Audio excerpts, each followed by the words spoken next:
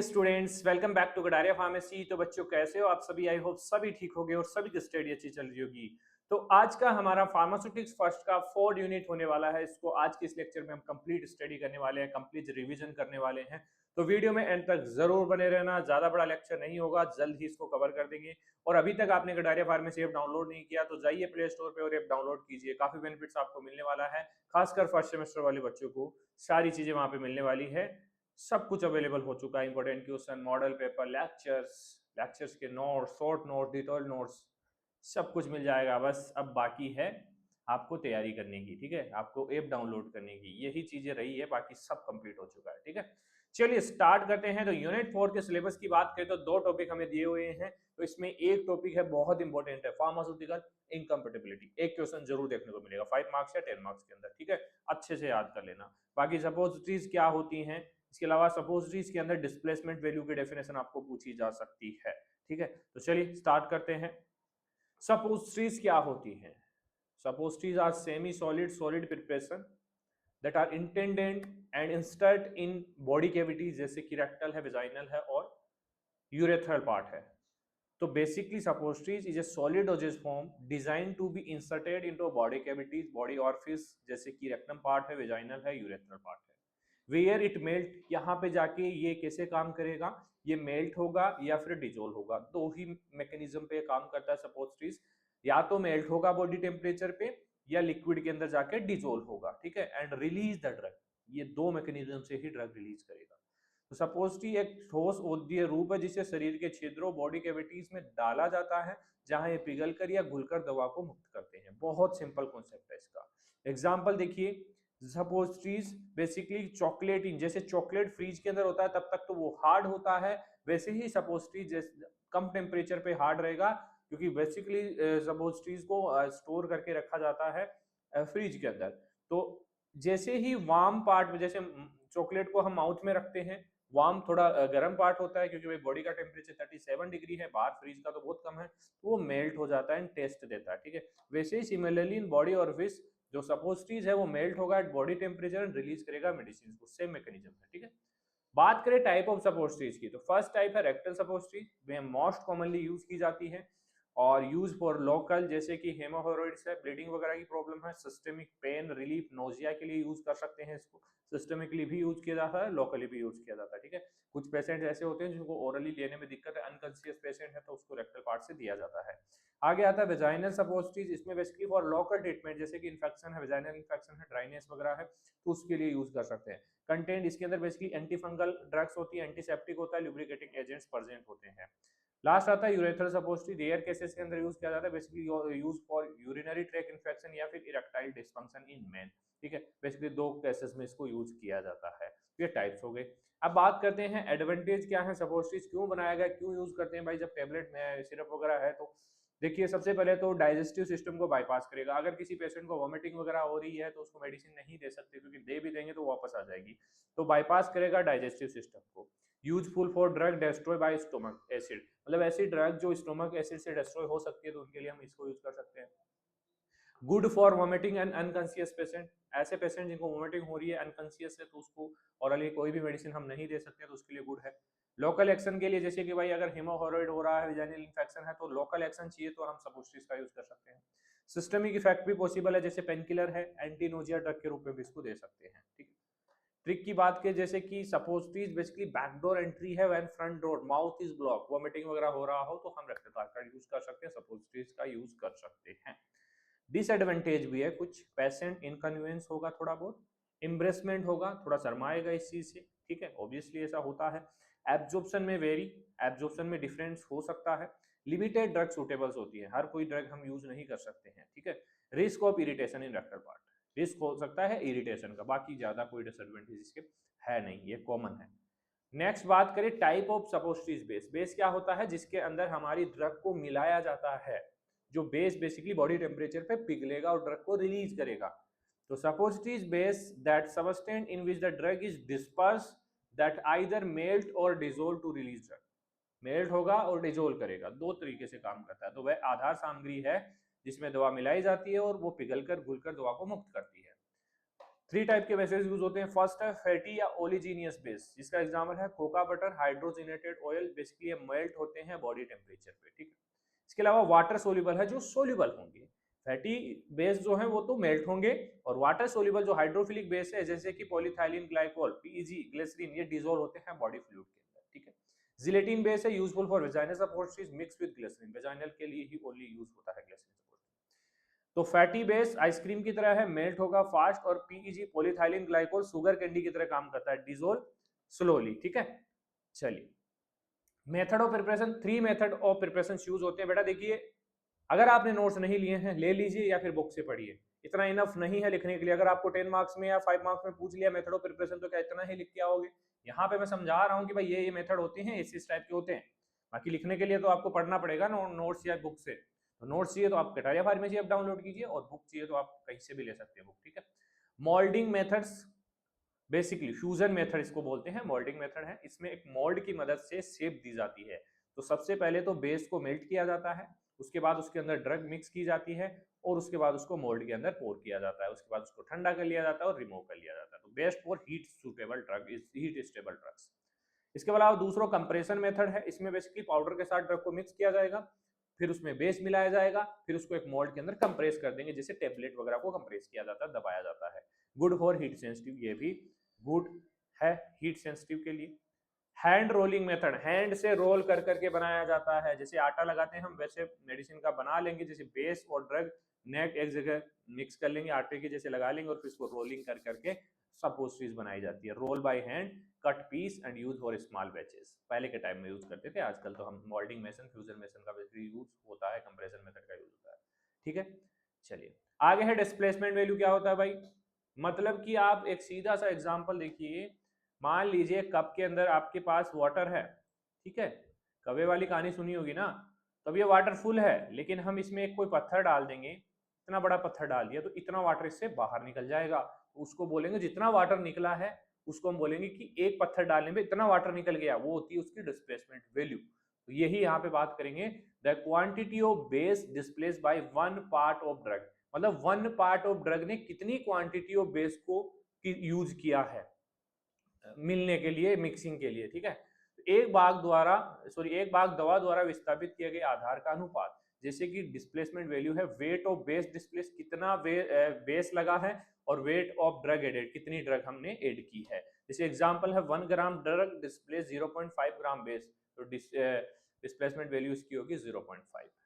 Think of putting stone in glass of water, water overflow, base displace, ठीक है। कितना base हमें मिला है, कितना एरिया इस पत्थर ने घेरा है, उस टाइप से इजीली याद रहेगा। फॉर्मूला आप याद रख लेना बस।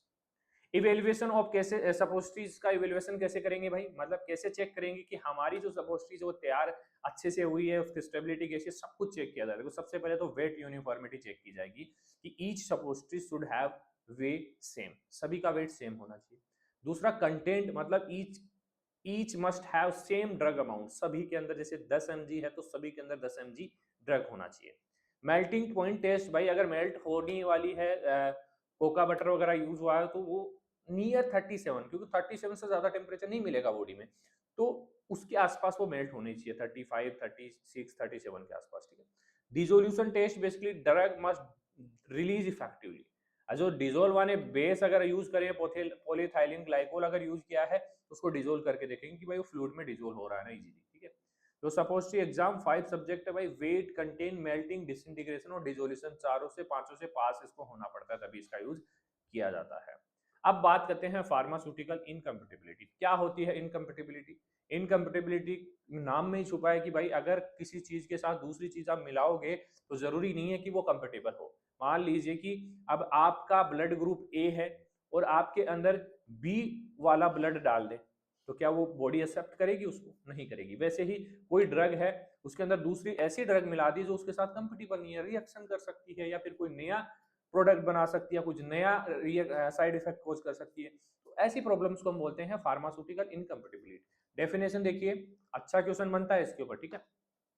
When two or more substances are mixed in prescription formulation, are they interact in such way that safety इसकी इफेक्ट हो सकती है, स्टेबिलिटी खराब हो सकती है, अपीयरेंस बिगड़ सकता है और इफेक्ट बिगड़ सकता है of the product is affected.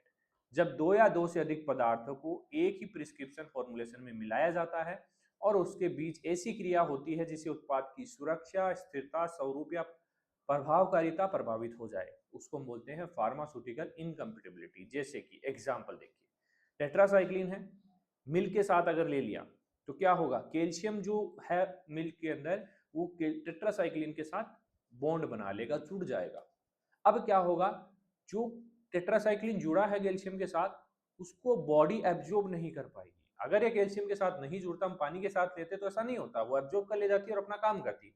लेकिन अगर दूध के साथ ले लिया, काफी लोग लेते हैं ना कि भाई दूध के साथ ले लेते हैं, तो नहीं लेना चाहिए टेट्रासाइक्लिन को, ठीक है। बॉडी एब्जॉर्ब लेस और मेडिसिन फेल हो जाएगी, काम नहीं करेगी इस तरीके से। तो क्लासिफाई किया गया है इनकम्पेटिबिलिटीज को 3 टाइप में, फिजिकल, केमिकल और थेरापेटिक। तीनों आपको याद होनी चाहिए, कभी कभी सिंगल भी पूछ लेते हैं, फिजिकल, केमिकल, थेरापेटिक में से कोई भी, ठीक है। कभी कभी पूरे पूछ सकते हैं।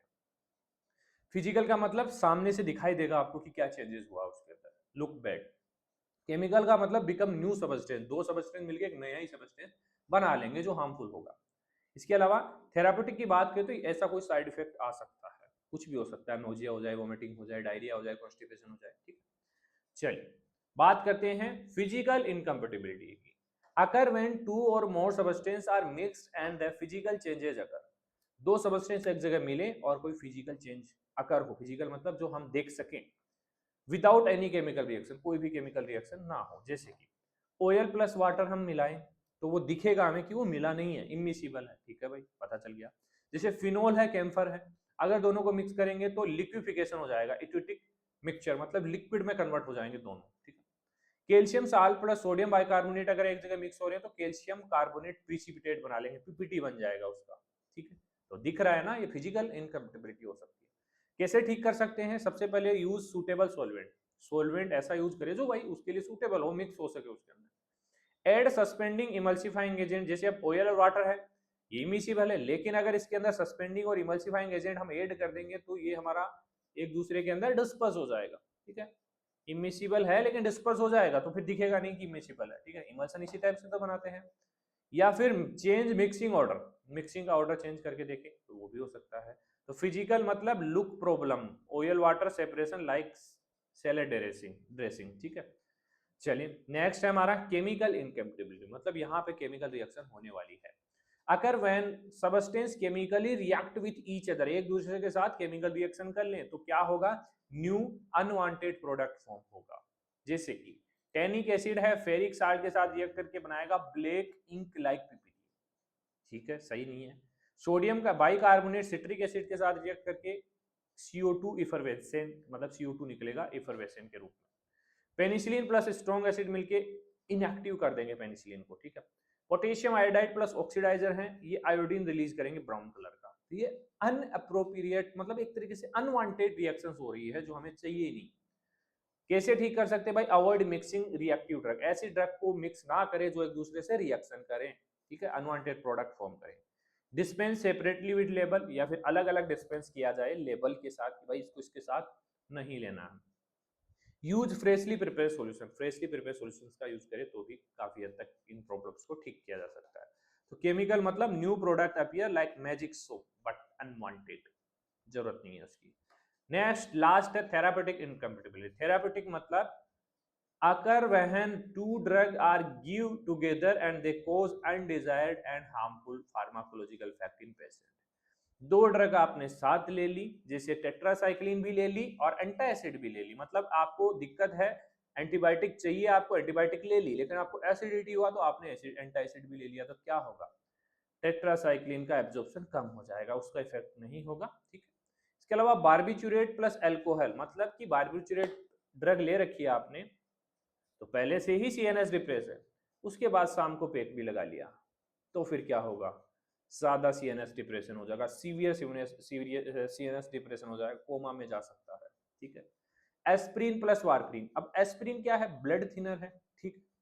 वारफ्रीन क्या है, क्लोट नहीं बनने देगा, हाई ब्लीडिंग रिस्क हो सकता है अगर चोट लगेगी तो, ठीक है। प्रोपेनोलोल है, बीटा ब्लॉकर है, हार्ट की ड्रग, अगर इंसुलिन के साथ ले लेंगे तो हाइपो, क्योंकि वो भी ब्लड ग्लूकोज लेवल को कम करता है और इंसुलिन भी कम करता है, तो हाइपोग्लाइसेमिया, शुगर लेवल गिर सकता है, तो ये सीरियस प्रॉब्लम हुई ना, इनको बोलते हैं थेरापेटिक इनकम्पेटिबिलिटी। कैसे ठीक कर सकते हैं भाई? नॉलेज ऑफ ड्रग इंटरेक्शन, पता होना चाहिए कि भाई ये ड्रग इसके साथ नहीं लेनी है। ये काम होता है किसका? फार्मासिस्ट का। तो फार्मासिस्ट से गाइडेंस हमें लेनी चाहिए या नहीं लेनी चाहिए? लेकिन हम जाके कभी किसी डिस्पेंसरी पे पूछें कि भाई हमें फार्मासिस्ट से दवाई मिल रही है किसी और से? पूछना चाहिए ना आपसे कि आप फार्मासिस्ट हो ना, इस दवाई के साथ कौन सी दवाई नहीं लेनी चाहिए। ये आपका हक है, लेकिन आपका हक तो छीना जा रहा है। गवर्नमेंट डिस्पेंसरीज के अंदर कौन दवाई दे रहा है? नर्सिंग स्टाफ दे रहा है, जीएनएम स्टाफ दे रहा है। कभी ट्राई किया आपने? देखना जाके। इसीलिए तो बोलते हैं ना कि फार्मा के अंदर गवर्नमेंट जॉब नहीं आ रही, इसीलिए नहीं आ रही है, आप लोग आवाज नहीं उठा रहे। ठीक है, check prescription carefully, prescription carefully check करिए, उसके अंदर कहीं लिखा हुआ तो नहीं। अब भाई जीएनएम नर्सिंग वाला कहाँ से चेक करेगा? फार्मासिस्ट को तो नॉलेज है इस चीज का, वो तो चेक कर लेगा अच्छे से। तो ये भी एक सीरियस इशू हो सकता है इनकम्पेटिबिलिटी का, कि एक एबल स्टाफ वहाँ पे नहीं हो डिस्पेंसिंग के लिए, फार्मासिस्ट नहीं हो, तो ये दिक्कत आ सकती है। फिलहाल आई है काफ़ी दिक्कतें, कफ सिरप की प्रॉब्लम आई है। ट्रिक थेरापेटिक मतलब पेशेंट प्रॉब्लम है, इंस्टेड ऑफ क्योर कॉम्प्लिकेशन हो सकता है, ठीक होने की बजाय कॉम्प्लिकेशन वापस हॉस्पिटल में पहुंच सकता है। तो भाई एक आम आदमी है, कोई भी हॉस्पिटल क्यों जाता है, दवाई लेके क्यों आता है? कि भाई ठीक हो जाए। लेकिन अगर ऐसे कोई पर्सन ने अगर ऐसी दवाई साथ दे दी, मान लीजिए टेट्रासाइक्लिन डॉक्टर ने लिखी है, ठीक है, लेकिन पेशेंट ने मांग लिया कि मेरे को एसिडिटी हो रही है, मेरे को एंटासिड भी दे दो, तो अगर फार्मासिस्ट है तो वो समझ जाएगा कि भाई टेट्रासाइक्लिन के साथ अगर इसने एंटासिड ली तो टेट्रासाइक्लिन काम करना बंद कर देगा, ये अपना इफेक्ट नहीं करेगा। तो अब अगर फार्मासिस्ट वहां पे है तो वो बता देगा कि भाई इसको साथ नहीं लेना है। लेकिन फार्मासिस्ट की जगह पे अगर कोई और है, नर्सिंग स्टाफ है, जीएनएम स्टाफ है, तो क्या बताएगा वो? नहीं, ले लीजिए, और क्या चाहिए आपको, ये बोलेगा। ठीक, तो ये है वैल्यू फार्मासिस्ट की, जो हमें समझनी है, हमारा हक है, इसके लिए हमें लड़ना है। तो मैं तो यही हर एक बच्चे को, हर एक इंसान को यही बोलता हूँ, जब भी किसी भी डिस्पेंसरी में जाएं आप, तो एक बार ज़रूर पूछ लेना कि आप फार्मासिस्ट तो है ना। और किसी प्राइवेट मेडिकल पे जाएं तो आप पूछ लेना कि फार्मासिस्ट कौन है, क्योंकि हमारे प्रोपराइटर होता है, लेकिन फार्मासिस्ट भी ज़रूरी है। आप पूछना कि फार्मासिस्ट कौन है, हमें उनसे ही दवाई चाहिए। ठीक है, तभी सिस्टम सुधरेगा। ये ग्राउंड लेवल पे काम होगा, हमारा काम है, तभी सुधरेगा। ठीक है, चलिए मिलते हैं नेक्स्ट सेक्शन में। धन्यवाद।